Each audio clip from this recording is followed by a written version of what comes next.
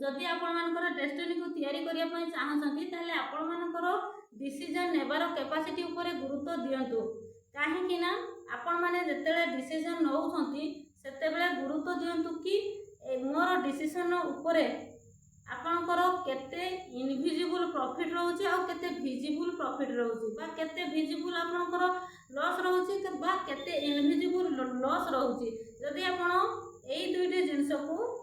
आपण माने गुरुत्व देबे ध्यान देबे ताहले आपण माने सठिक डिसीजन नै पारिबे बा